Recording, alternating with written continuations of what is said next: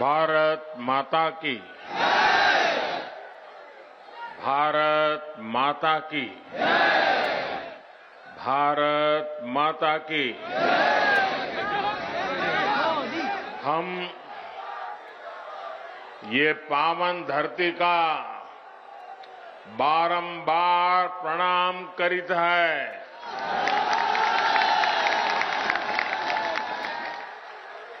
आज हमें आदि शक्ति मां पाटेश्वरी की पावन धरती और छोटी काशी के नाम से विख्यात बलरामपुर की धरती पर फिर आवे के मौका मिला। आपसे हमें खूब आशीर्वाद मिला है।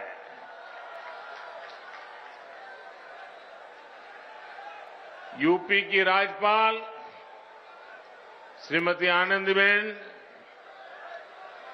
यूपी के ऊर्जावान, कर्मठ,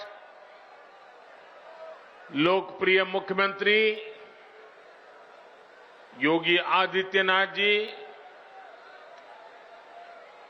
उप मुख्यमंत्री श्रीमान केशव प्रसाद मौर्य जी, केंद्रीय मंत्री गजेंद्र सिंह शेखावत, कौशल किशोर जी, राज्य सरकार में मंत्री महेंद्र सिंह, रमापति शास्त्री, मुकुट बिहारी वर्मा, ब्रजेश पाठक, आशुतोष टंडन, बलदेव ओलाद जी, श्री पलटूराम जी, मंच पर उपस्थित सभी संसद के मेरे साथीगण, सभी आदरणीय विधायकगण, जिला पंचायतों के सदस्य और मेरे प्यारे भाइयों और बहनों,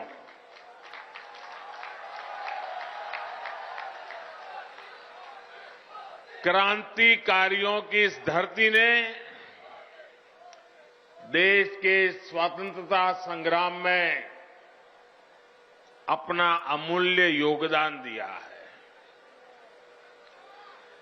राजा देवी बख्श सिंह, राजा कृष्ण दत्तराम और पृथ्वीपाल सिंह जैसे पराक्रमियों ने अंग्रेजी शासन से लोहा लेने में कोई कसर बाकी नहीं छोड़ी थी। अयोध्या में बन रहे प्रभु श्री राम के भव्य मंदिर की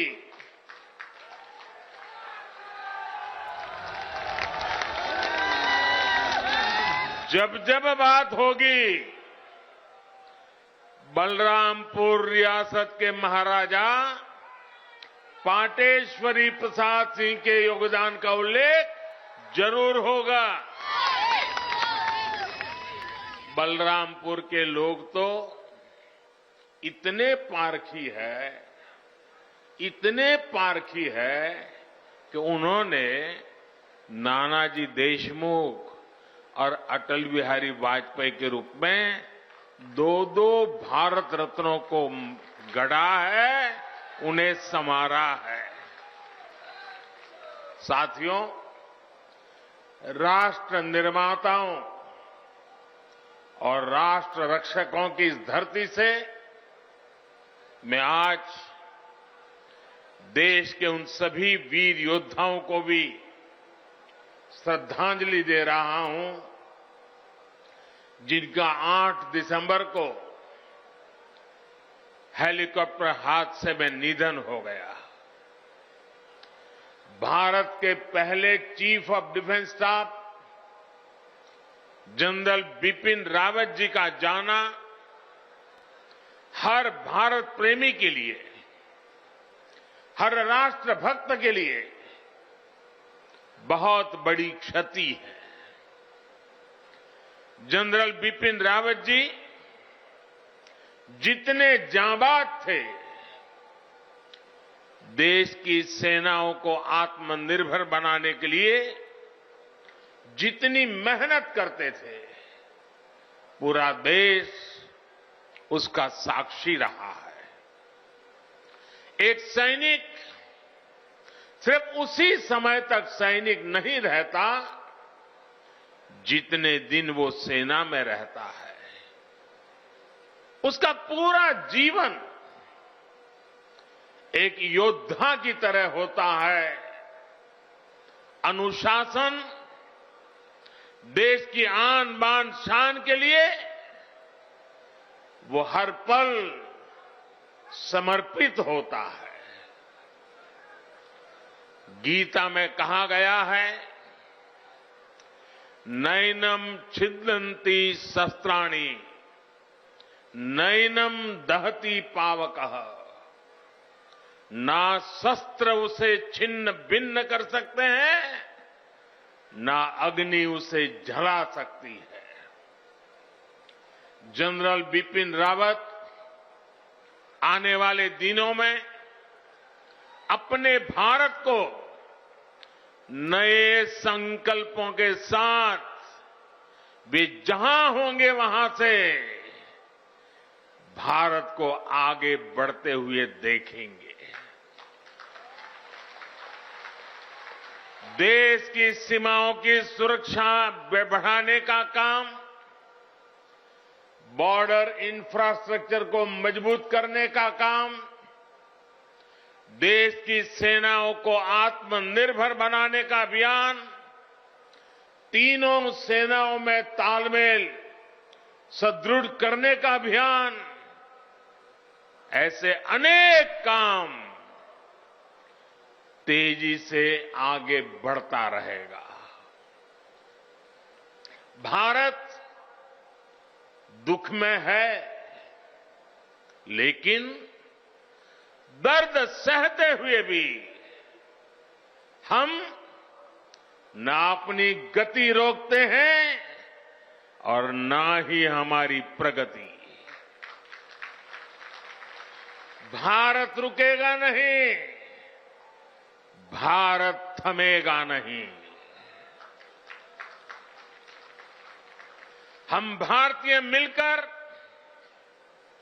और मेहनत करेंगे। देश के भीतर और देश के बाहर बैठी हर चुनौती का मुकाबला करेंगे। भारत को और शक्तिशाली और समृद्ध बनाएंगे। साथियों, यूपी के सपूत देवरिया के रहने वाले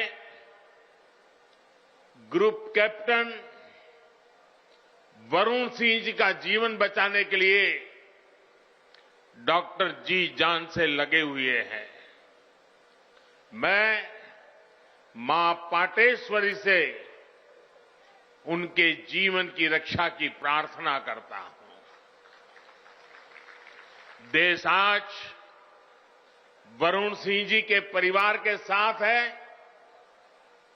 जिन वीरों को हमने खोया है, उनके परिवारों के साथ है। भाई और बहनों, राष्ट्र प्रथम की भावना को सर्वोपरि रखते हुए देश आज हर वो काम कर रहा है जो 21वीं सदी में हमें नई ऊंचाई पर ले जाए। देश के विकास के लिए ये भी बहुत जरूरी है कि पानी की कमी कभी बाधा न बने।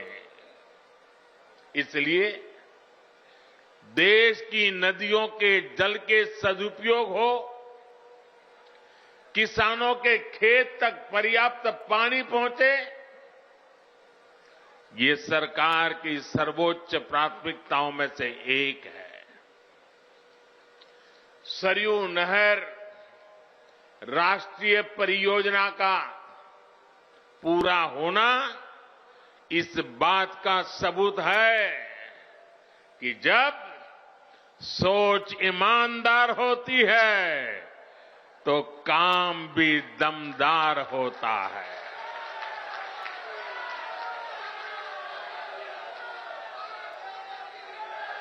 दशकों से आप इसके पूरे होने का इंतजार कर रहे थे। घाघरा, सरयू, राप्ती, बाणगंगा और रोहिणी की जल शक्ति अब इस क्षेत्र में समृद्धि का नया दौर लेकर आने वाली है। बलरामपुर के साथ साथ बहराइच, गोंडा, श्रावस्ती, सिद्धार्थनगर, बस्ती, गोरखपुर, महाराजगंज और कुशीनगर के सभी साथियों को, लाखों मेरे किसान भाइयों बहनों को आज हृदय से बहुत बहुत बधाई देता हूं।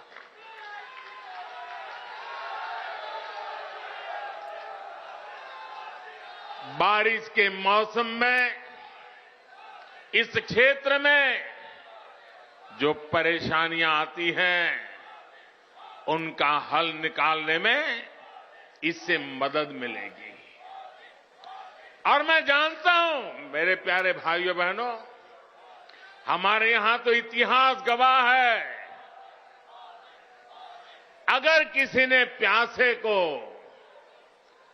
एक प्याला भर पानी पिला दिया होता है तो वो इंसान जीवन भर कभी उस ऋण को भूलता नहीं है, जीवन भर उस इंसान को भूलता नहीं। और आज लाखों किसानों के प्यासे खेत जब पानी प्राप्त करेंगे, मुझे पक्का भरोसा है आपके आशीर्वाद जीवन भर हमें काम करने की ताकत देंगे। आपके आशीर्वाद हमें नई ऊर्जा देंगे। भाइयों बहनों, आज मैं ये भी कहना चाहूंगा, विशेष रूप से वो किसान जिनके पास 2 हेक्टेयर से कम भूमि है, उनके लिए सिंचाई की ये व्यवस्था जीवन बदलने वाली होती है। जैसे कोई व्यक्ति मृत्युशैया पर पड़ा हो, उसको ब्लड की जरूरत हो, लहू की जरूरत हो, रक्त की आवश्यकता हो, और जैसे ही डॉक्टर रक्त ला करके उसको चढ़ाएं और उसकी जीवन बच जाता है, इस पूरे क्षेत्र के खेतों को ऐसी ही नई जिंदगी मिलने वाली है। साथियों, बलरामपुर की मसूर दाल का स्वाद तो बीते सालों में देश भर में फैला ही है। अब पारंपरिक फसलों के साथ साथ इन क्षेत्रों के किसान अधिक दाम देने वाली, अधिक आय देने वाली दूसरी फसलों की खेती भी व्यापक रूप से कर पाएंगे। साथियों, सार्वजनिक जीवन में मुझे एक लंबे समय से काम करने का सौभाग्य मिला है। मैंने पहले की कितनी ही सरकारें देखी है, उनका कामकाज भी देखा है। इस लंबे कालखंड में जो मुझे सबसे अधिक अखरा, जिससे मुझे सबसे ज्यादा पीड़ा हुई है, वो है देश के धन, देश के समय और देश के संसाधनों का दुरुपयोग, उसका अपमान। सरकारी पैसे हैं तो मुझे क्या, मेरा क्या, ये तो सरकारी है। ये सोच देश के संतुलित और संपूर्ण विकास में सबसे बड़ी रुकावट बन गई है। इसी सोच ने सरयू नहर परियोजना को लटकाया भी, भटकाया भी। आज से करीब 50 साल पहले इस पर काम शुरू हुआ था। आप सोचिए 50 साल के बाद आज इसका काम पूरा हो रहा है। जब इस परियोजना पर काम शुरू हुआ था, ये सिर्फ यहां के नागरिक नहीं, देश के नागरिक भी इस बात को समझे, हिंदुस्तान का हर नागरिक समझे, हिंदुस्तान का मेरा नौजवान समझे, जो अपने उज्जवल भविष्य की कामना करता है, वो मेरा देश का हर नौजवान समझे। साथियों, जब इस परियोजना पर काम शुरू हुआ था तो इसकी लागत 100 करोड़ रुपए से भी कम थी। जरा आप बोलेंगे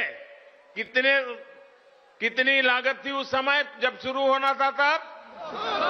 कितनी थी? कितनी थी?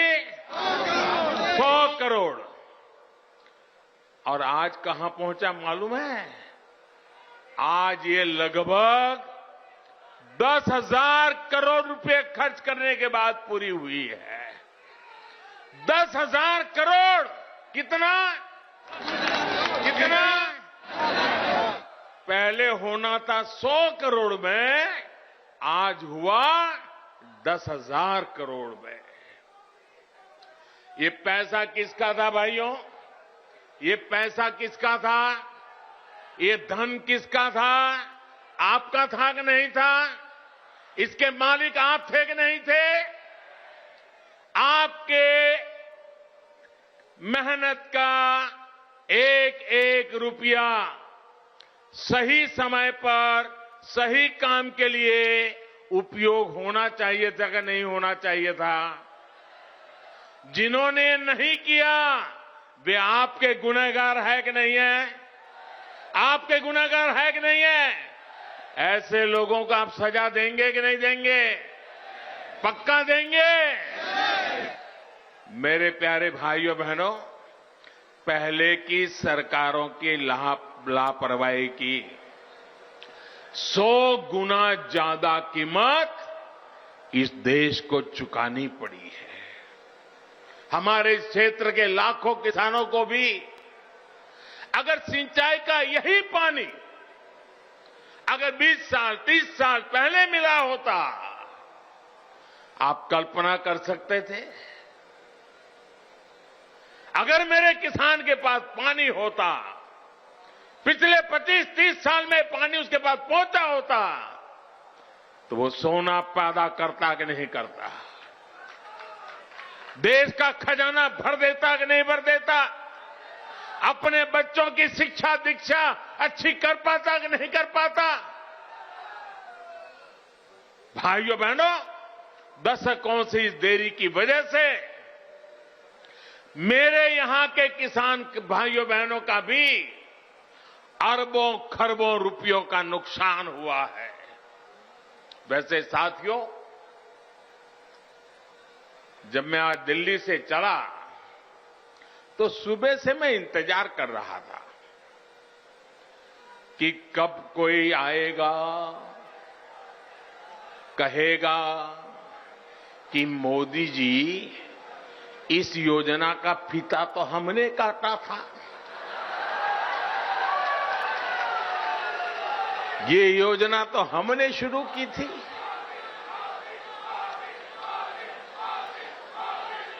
कुछ लोग हैं जिनकी आदत है ऐसा कहने की। हो सकता है बचपन में इस योजना का फीता भी उन्होंने ही काटा हो।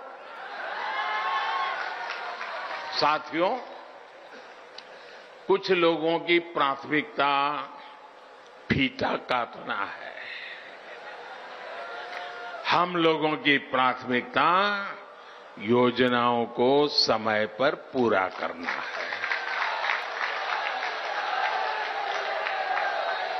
2014 में जब मैं सरकार में आया था तो ये देखकर हैरान था कि देश में सिंचाई की 99 बड़ी परियोजनाएं, 99 परियोजनाएं जो देश के अलग अलग कोनों में दशकों से अधूरी पड़ी है।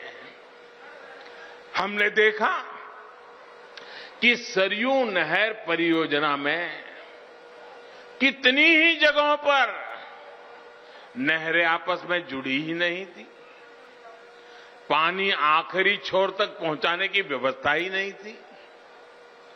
सरयू नहर परियोजना में जितना काम 5 दशक में हो पाया था, उससे ज्यादा काम हमने 5 साल से पहले करके दिखाया है। साथियों, यही तो डबल इंजन की सरकार है, यही तो डबल इंजन सरकार के काम का रफ्तार है। और आप याद रखिए, योगी जी के आने के बाद हमने बाण सागर परियोजना का लोकार्पण किया। कुछ दिन पहले ही अर्जुन सहायक नहर परियोजना का लोकार्पण किया। इसी हफ्ते गोरखपुर में जो फर्टिलाइजर कारखाने और एम्स का लोकार्पण किया गया, उनका भी बरसों से इंतजार हो रहा था। कुशीनगर इंटरनेशनल एयरपोर्ट की भी फाइलें बरसों से चल रही थी, लेकिन इस एयरपोर्ट को भी शुरू करवाने का काम डबल इंजन की सरकार ने ही किया है। साथियों, हमारी सरकार किस तरह बरसों पुराने सपनों को साकार कर रही है, इसका एक और उदाहरण केन बेतवा लिंक परियोजना भी है। सालों से इस परियोजना की मांग हो रही थी। अभी 2-3 दिन पहले ही कैबिनेट ने इस परियोजना को स्वीकृति दे दी है और इस पर 45,000 करोड़ रुपए खर्च किए जाएंगे। ये उत्तर प्रदेश को इतनी बड़ी सौगात मिल रही है, 45,000 करोड़ रुपए खर्च किए जाएंगे। ये परियोजना बुंदेलखंड को जल संकट से मुक्ति दिलाने में बड़ी भूमिका निभाएगी। भाइयों और बहनों, आज देश में आजादी के बाद पहली ऐसी सरकार है जो छोटे किसानों की सूद ले रही है। पहली बार 2 हेक्टेयर से कम भूमि वाले छोटे किसानों को सरकारी लाभ से, सरकारी सुविधा से जोड़ा गया है। बीज से लेकर बाजार तक, खेत से लेकर खलिहान तक उनकी हर तरह से मदद की जा रही है। इन छोटे किसानों के बैंक खातों में पीएम किसान सम्मान निधि के हजारों करोड़ रुपए सीधे भेजे जा रहे हैं। उनकी आय बढ़ाने के लिए उन्हें खेती से जुड़े अन्य विकल्पों की तरफ भी प्रेरित किया जा रहा है। ऐसे विकल्प जिसमें बहुत बड़ी जमीन की उतनी जरूरत नहीं पड़ती, उन्हें इसका मार्ग दिखाया जा रहा है। इसी सोच के साथ पशुपालन हो, मधुमक्खी पालन हो या फिर मछली पालन, इनके लिए राष्ट्रीय स्तर नई योजनाएं शुरू की गई है। आज भारत दूध उत्पादन के मामले में दुनिया में अग्रणी है ही, लेकिन आपको जानकर के खुशी होगी, आज हम शहद, हनी, मधु, आज हम शहद निर्यातक के रूप में भी विश्व में अपना स्थान बना रहे हैं। हमारी सरकार के प्रयासों की वजह से बीते 7 वर्षों में शहद का निर्यात बढ़कर करीब करीब 2 गुना हो गया है और इससे किसानों की 700 करोड़ रुपए से ज्यादा की कमाई हुई है। भाइयों और बहनों, किसान की आय बढ़ाने का एक और विकल्प बायोफ्यूल भी है। हम खाड़ी का तेल से चलाते थे, अब हम झाड़ी का तेल भी लेकर के आ रहे हैं। बायोफ्यूल की अनेक फैक्ट्रियां यूपी में बनाई जा रही हैं। बदायूं और गोरखपुर में बायोफ्यूल के बड़े कॉम्प्लेक्स बनाए जा रहे हैं। यहां पास में गोंडा में भी इथेनॉल का एक बड़ा प्लांट बन रहा है। इसका लाभ इस क्षेत्र के बहुत से किसानों को होगा।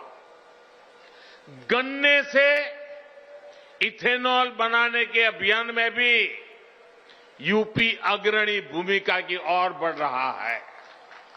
बीते 4.5 साल में लगभग 12,000 करोड़ रुपए का इथेनॉल यूपी से खरीदा गया है। योगी जी की सरकार जब से आई है, तब से गन्ने के भुगतान में भी बहुत तेजी आई है।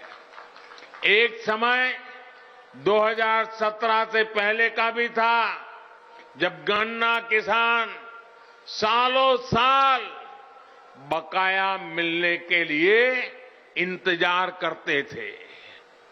पिछली सरकारों के दौरान जहां 20 से अधिक चीनी मिलों में ताला लग गया, वहीं योगी जी की सरकार ने इतनी ही चीनी मिलों का विस्तार और आधुनिकीकरण किया है। मैं आज बलरामपुर से देश भर के किसानों को एक विशेष निमंत्रण भी देना चाहता हूं और मैं चाहूंगा सिर्फ उत्तर प्रदेश के नहीं, देश भर के किसान मेरे इस निमंत्रण का स्वीकार करें और मेरे साथ जुड़े। मेरा निमंत्रण किस बात का है? इसी महीने 5 दिन के बाद 16 तारीख को, 16 दिसंबर को सरकार प्राकृतिक खेती पर, नेचुरल फार्मिंग पर एक बहुत बड़ा आयोजन करने जा रही है। हमारे एक पद्म पुरस्कार विजेता सुभाष जी करके हैं महाराष्ट्र के, उन्होंने जीरो बजट खेती का एक विचार विकसित किया है। ये वो प्राकृतिक खेती वाला विषय है। इससे हमारी धरती मां भी बचती है, हमारा पानी भी बचता है और फसल भी अच्छी और पहले से ज्यादा होती है। मेरा आप सभी किसान साथियों को, देश भर के किसान साथियों को आग्रह है कि आप 16 दिसंबर को टीवी के माध्यम से या कृषि विज्ञान केंद्र के माध्यम से जरूर इस कार्यक्रम में जुड़िए। आप हमारी बात को समझेंगे, मुझे पक्का विश्वास है आप उसको अपने खेत में लागू करेंगे। यह आपको बहुत लाभकारी होने वाला है। साथियों, आपकी हर जरूरत को ध्यान में रखते हुए आपका जीवन आसान बनाने के लिए हम दिन रात मेहनत कर रहे हैं। इसकी छाप आपको प्रधानमंत्री आवास योजना के तहत बन रहे गरीब के पक्के घर में भी दिखेगी। पीएम आवास के तहत मिल रहे घरों में इज्जत घर यानी शौचालय है, उज्ज्वला की गैस है, सौभाग्य योजना का बिजली कनेक्शन है, उजाला का एलईडी बल्ब है, हर घर जल योजना के तहत मिल रहा पानी का कनेक्शन है। और मुझे तो खुशी तब होती है क्योंकि मैं इस क्षेत्र में कभी दौरा कर चुका हूं, मुझे मालूम है जब यहां मेरे थारू जनजाति के भाई बहनों को भी इन योजनाओं का लाभ मिल रहा है तो भी हमें खुशी भी ज्यादा होती है और हमें आशीर्वाद भी ज्यादा मिलता है। साथियों, हमारे यहां सदियों से एक तौर तरीका चला आ रहा है कि घर होगा। मेरी माताएं बहनें मेरी बात जरूर समझें और मेरे पुरुष भाई भी अपने घर में बताएं। हमारे यहां एक मान्यता चली, परंपरा चली, व्यवस्था चली। वो क्या? घर होगा तो पुरुष के नाम, दुकान होगी तो पुरुष के नाम, गाड़ी होगी तो पुरुष के नाम, खेत होगा तो पुरुष के नाम। महिलाओं के नाम पर कुछ भी नहीं। कुछ होता है क्या महिलाओं के नाम पर? नहीं होता है ना। मैं आपकी पीड़ाएं जानता हूं बराबर माताएं बहनें, और इसलिए हमने क्या किया, मुझे खुशी है, हमने क्या किया, पीएम आवास योजना के तहत जो घर बन रहे हैं ना, ज्यादातर घरों का मालिकाना हक हमने हमारी माताओं, बहनों, बेटियों को दे दिया है। इस वजह से देश में ऐसी बहनों की संख्या में बहुत अधिक वृद्धि हुई है जिनके अपने नाम पर कम से कम एक प्रॉपर्टी तो है। डबल इंजन की सरकार के प्रयासों से यूपी के 30 लाख से अधिक गरीब परिवारों को पक्का घर मिल चुका है। आने वाले दिनों में और भी ज्यादा नए घर बनाने के लिए अभी हमारी सरकार ने 2 लाख करोड़ रुपए से अधिक का प्रावधान किया है। यानी जिनको अभी तक पक्के घर नहीं मिले उन्हें आने वाले समय में भी जरूर मिलेंगे। साथियों, जब सरकार संवेदनशील हो, गरीबों की सुनती हो, उनका दुख दर्द समझती हो तो फर्क आता ही है। आता है कि नहीं आता है? फर्क आता है कि नहीं आता है? फर्क आता है कि नहीं आता है? अभी देश 100 साल में आई सबसे बड़ी महामारी से लड़ रहा है। कोरोना आने के बाद हर कोई यही सोच रहा था कि क्या होगा, कैसे होगा। हर किसी ने कम अधिक मात्रा में कोरोना की वजह से कष्ट सहा, लेकिन साथियों, इस कोरोना काल में हमने पूरी ईमानदारी से प्रयास किया है कि कोई गरीब भूखा न सोए। और अभी इसलिए पीएम गरीब कल्याण अन्न योजना के तहत मिल रहे मुफ्त राशन के अभियान को होली से आगे तक बढ़ा दिया गया है। गरीबों को मुफ्त राशन पर सरकार 2,60,000 करोड़ रुपए उससे भी ज्यादा खर्च कर रही है। भाइयों और बहनों, पहले जो सरकार में थे, आप जानते हैं ना, अच्छी तरह जानते हैं ना, पहले जो सरकार में थे वो माफिया को संरक्षण देते थे। आज योगी जी की सरकार माफिया की सफाई में जुटी है।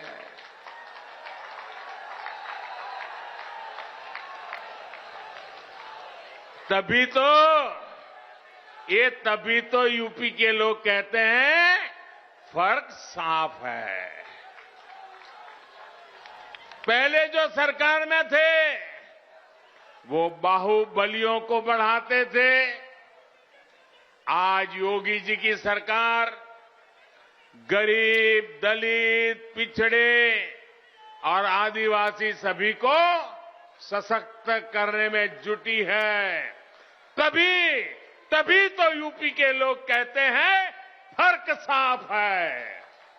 पहले जो सरकार में थे वो यहां जमीनों पर अवैध कब्जे करवाते थे। आज ऐसे माफियाओं पर जुर्माना लग रहा है, बुलडोजर चल रहा है। तभी तो यूपी के लोग कहते हैं फर्क साफ है। पहले यूपी की बेटियां घर से निकलने से 100 बार सोचने के लिए मजबूर थी। आज अपराधी गलत काम से पहले 100 बार सोचता है। तभी तो यूपी के लोग कहते हैं फर्क साफ है। पहले बेटियां घर में दुबक कर रहने को मजबूर थी। अब यूपी के अपराधी जेल में दुबकते हैं। तभी तो कहते हैं फर्क साफ है। साथियों, आज मैं एक और योजना के बारे में जरूर बताना चाहता हूं जो यूपी के लोगों की बहुत मदद करने वाली है। और ये योजना है स्वामित्व योजना। स्वामित्व योजना के तहत आज गांवों में प्रॉपर्टी की मैपिंग कराकर घरों के, खेतों के मालिकाना हक के कागज लोगों को दिए जा रहे हैं। ये अभियान कुछ ही समय में यूपी के हर गांव तक पहुंचने वाला है। इससे आपको अवैध कब्जे के डर से मुक्ति मिलेगी और बैंकों से मदद लेना भी आपके लिए आसान हो जाएगा। अब गांव के युवाओं को बैंक से अपने काम के लिए पैसा जुटाने में दिक्कत भी नहीं आएगी। साथियों, हम सभी को मिलकर उत्तर प्रदेश को नई ऊंचाई पर ले जाना है। उत्तर प्रदेश की नई पहचान देनी है। उत्तर प्रदेश को दशकों पीछे धकेलने वाले लोगों से आपको निरंतर सतर्क रहना है। भाइयों बहनों, एक बार फिर से आप सभी को सरयू नहर परियोजना के लिए बहुत बहुत बधाई देता हूं। मेरे साथ दोनों हाथ ऊपर करके पूरी ताकत से बोलिए, भारत माता की, भारत माता की, भारत माता की। बहुत बहुत धन्यवाद।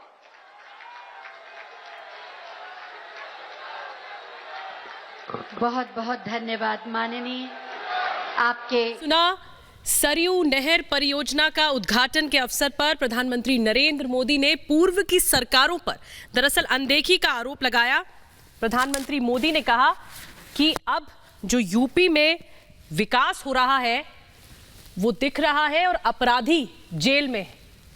पहले बेटियों को डर लगता था, लेकिन अब बेटियां सुरक्षित महसूस कर रही हैं।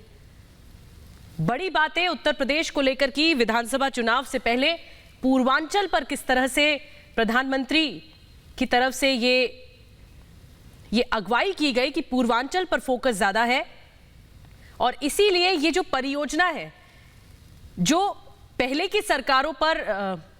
की सरकारें थी, उन्होंने इस परियोजना को सिर्फ शुभारंभ करके छोड़ दिया और फिर आगे का काम प्रधानमंत्री मोदी ने कहा कि यूपी की योगी सरकार बढ़ा रही है।